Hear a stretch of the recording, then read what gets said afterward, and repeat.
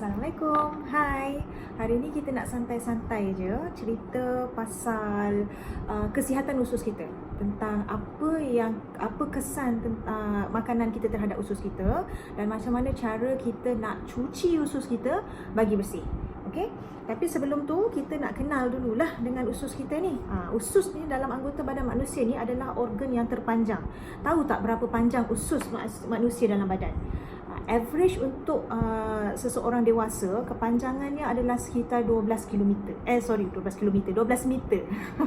Panjang kan? Okey, so betapa pentingnya usus ni? Usus ni kerana ada 4 fungsi utama yang berlaku di dalam usus tau. Yang pertama, usus adalah tempat pencernaan.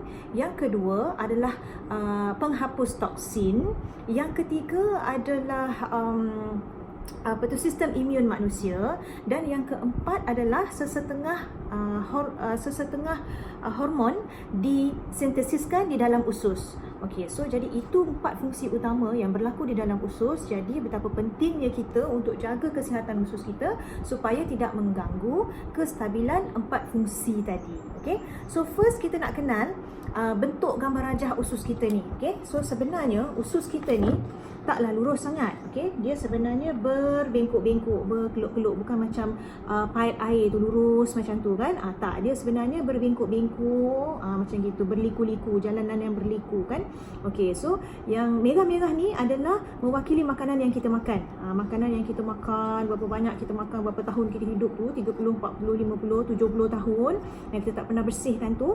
Inilah dia makanan-makanan yang masuk dan dia akan menyentil-nyentil, bertepek-tepek di celah-celah usus ni. Okey, lagi lama kita makan dan tak kita bersihkan, lagi banyaklah dia tersekat-sekat kat situ. Okey, so apa jadi? Orang cakap kalau kita nak bersihkan usus atau nak detox, kita kena minum air yang banyak. So kita pun minumlah segelas, 3 gelas, 5 gelas, 8 gelas, 10 gelas. Tapi dia air ni hanya akan lalu begitu sahaja. Dia tak boleh masuk membersihkan celah-celah usus ni. Tak boleh. Sebab dah penuh dengan makanan-makanan, sisa-sisa makanan ni semua kan. So dia tak boleh nak membersih celah-celah tu. Jadi makin lama makin tersumbatlah usus kita dan makin berkeraklah usus kita. Itu yang mungkin boleh menyebabkan perut buncit, tak boleh nak buang air besar kan, buang air besar seminggu sekali macam tu kan. Mungkin dan akhir sekali mungkin boleh menyebabkan kanser usus. Okey. So sekarang ni kita dah kenal usus kita dan macam mana sekarang ni kita nak bersihkan makanan yang tersekat-sekat kat usus kita tadi. So hari ni kita akan buat satu demonstrasi tentang membersihkan usus kita. Okay? Right. So sekarang ni ada 4 jenis gelas lah. Kita akan tunjukkan apa yang akan berlaku di dalam usus kita bila kita makan. So ini adalah air biasa. Kita akan tuang kat sini. Okay, dalam ni. Alright, 2 gelas ni air biasa. And then kita ada betadine. Okay, betadine ni adalah sebenarnya mewakili makanan-makanan kotoran yang kita makan lah. Segala benda yang berasid, bertoksik kan. Even makanan kita pun, sayuran kita apa semua kan ada racun dan sebagainya kan. So itu yang terjadilah dekat dalam perut kita. Dia akan jadi hitam legam macam gini. Okay, bila kita makan. Ini yang berlaku dalam perut kita ni. So bila kita pun makan, ini ada konon-konon ni adalah usus kita. Ini adalah Maggi biasa je ni. Maggi biasa. Kenapa kita pakai Maggi? Sebabnya kita nak ini mewakili usus kita. Lebih kurang sama bentuknya dengan usus kita dan sifat dia pun mengembang muncuk sama macam usus. Okey. So bila kita makan, nampak tak? Aduhai. Kita makan macam-macam kita makan ni. Apa kita makan ni kan? Nasi biryani, fast food, berlemak, bersantan semua kan. Aduhai. Malaysia ni kan syurga makanan. Nampak tak? Bila kita makan jadilah begini. Macam ni lah usus kita. Bayangkan berapa tahun ni kita simpan ni. Kan? Right. So orang cakap minumlah air banyak-banyak bila dah makan makanan macam gini ni kan. Okay, so kita pun minumlah air. Minum air bersih tak? Tak ada juga, tak ada jadi apa pun kan. Hitam juga lagi kan. Tak jadi apa pun. Macam mana tu tak bersih kan. Alright. Jadi apa kita nak buat ni? Lama hai. Okay, so sekarang apa kita nak buat? Kita nak tunjuk bagaimana aloe vera boleh bersihkan usus kita. Okay, so ni adalah aloe vera So sebelum pakai kita goncang-goncang dulu untuk keluarkan buih dia. Okay. So sekarang kita akan tuangkan dalam satu gelas ni. Okay. So apa tadi jadi yang kita makan tadi tu? Ni kan tadi usus kita kan. Okey, so kita pun makan. Minumlah air aloe vera ni. kan. So bila kita minum, apa jadi? Tu nampak tak?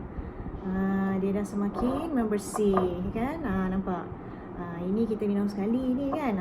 Jadi dah bersih. So bila dah bersih, kita pun akan makan lagi kan. Apa di mana boleh nak tahan pantang lama-lama kan. Oh tak tahan, sehari 2 hari boleh lah. Masuk hari ketiga dah mengidam pula dah. Teringin dah nasi biryani tadi kan. Teringin dah laksa macam-macam semua kan. So kita pun makan lagi. So bila kita makan, nampak tak? Okay, nampak tak? Dia dah tak melekat. Kerana apa? Okey, dalam aloe vera ni tadi dia ada saponin tau. Saponin ni apa? Saponin ni macam nama dia lah, saponin, sabun. Dia nama dia sebenarnya macam sabun untuk membersihkan usus kita. Okey. Jadi jangan salah sangka. Tak semua aloe vera boleh membersihkan usus dan boleh menyerap dalam usus dengan baik tau. Cuma spesies yang Barbadensis miller sahaja yang boleh menyerap ke dalam usus dan membersihkan usus. Okay, so dia ada saponin tadi, dia bersihkan usus kita kan. So bila dah bersih, kita makan lagi pun tak jadi apa. Nampak tak ada apa kan. Okay, kenapa tak jadi apa? Sebab di dalam aloe vera tadi dia ada ultra-cunion. Ultra-cunion ni adalah yang protect usus kita. So usus kita dah protected dah sekarang ni kan. Okay, dah selamat lah tu. Okay lah tu, jadi minumlah selalu kan. Sentiasalah terjaga insya-Allah usus kita. Okey. So sekarang ni kita nak check kandungan tenaga yang ada di dalam cecair-cecair ni. Okey. So apa kita buat? Ini kita nak check tenaga Bila kita sentuhkan antara hitam dan merah ni, nampak tak? Penyala lampu itu kan sangat terang benderang. Itu dia kan. Okey. So sekarang kita cuba test kadar tenaga di dalam air putih ni tadi. Kita masukkan, nyala tak? Alamak, tak menyala, langsung tak menyala. Maknanya tak ada tenaga langsung di dalam ni. Okey.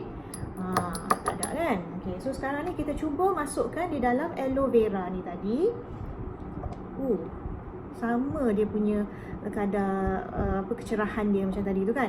Jadi kita tahu bahawasanya kadar tenaga di dalam aloe vera ini adalah sangat tinggi. Kan? Dia adalah semua kandungan mineral, kalium, kalsium, magnesium semua yang diperlukan oleh tubuh tu. Semua itu ada di dalam ni. Sebab tu dia jadi terang benderang. Macam lampu ni macam diri kita lah kan. Kalau cukup tenaga, cerah, terang benderang semua kita boleh buat kan. Okey, so sekarang ni kita nak bagi bonus lah satu untuk tengok kan. Kita nak test air zam-zam punya mineral. Okey, so ini adalah air zam-zam. Okey. Ni air zam-zam ni fresh daripada Mekah. Ada air pressure lagi nampak kemik turun daripada kapal terbang. Kan? Okey, so sekarang kita cuba test Kita tuang air zam-zam dalam ni. Kalau siapa yang ada air zam-zam di rumah boleh cubalah. Boleh cuba, kita boleh tengok kandungan dia. Tak kisah untuk berapa tahun dah lama punya dalam bentuk nenek kita dulu pergi pun tak ada masalah. Okey, kita cuba. Nampak? Kan? Dia sama nampak. Jadi air zam-zam ni sebenarnya kita memang tahulah mukjizat kan. Air zam-zam memang terang, cerah benderang. Dia punya mineral dia memang ada kandungan. Dan kita pernah cuba pun air zam-zam yang bertahun-tahun kita simpan pun, 20 tahun, berapa puluh tahun sekalipun yang nenek moyang kita dulu balik Mekah dulu kan ikut kapal, naik kapal tu, guna air zam-zam tu pun kita boleh cuba, masih ada lagi kandungan tenaga dia. Okey. Jadi sekarang ni kita nak tengok apa jadi kalau yang kandungan yang bertoksik tadi ni, beriodin tadi ni kita tuangkan di dalam, kita tuangkan dengan sedikit aloe vera. Tuang sikit je. Dia dah semakin memutih. Nampak tak? Dia membersihkan toksin tadi bila kita tuang dengan aloe vera ni. Nampak tak? Inilah yang jadi dalam perut kita. Kalau yang dah lama kita simpan kotoran-kotoran tu, kita minum air aloe vera ni, insya-Allah inilah jadi dia. Okey. So, ini tadi air putih biasa kan? Kita tuangkan sikit je. Sikit je aloe vera ni. Okey. So, kita tengok dah ada ke tenaga dia tadi? Dia dah mula nampak. Ketegang. Nampak tak? Makin tegang kan? Jadi dia telah memberi tenaga, aloe vera ini telah memberi tenaga kepada air putih yang biasa tadi. Begitulah juga kita, dan dalam badan kita ni 70% adalah kandungan air kan. So bila kita tambahkan dengan aloe vera ni dalam badan kita, begitulah kita rasa bertenaga dan bersemangat.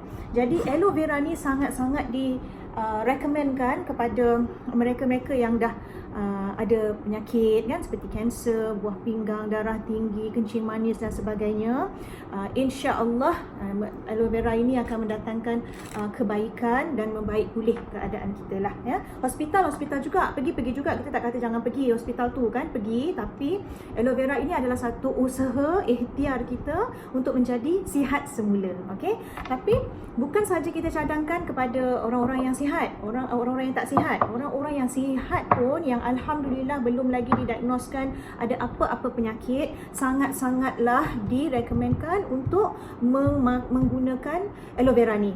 Sebab apa? Sebab mencegah lebih baik daripada merawat. Okey, so itu je yang kita nak kongsikan hari ni. InsyaAllah kita jumpa lagi. Bye.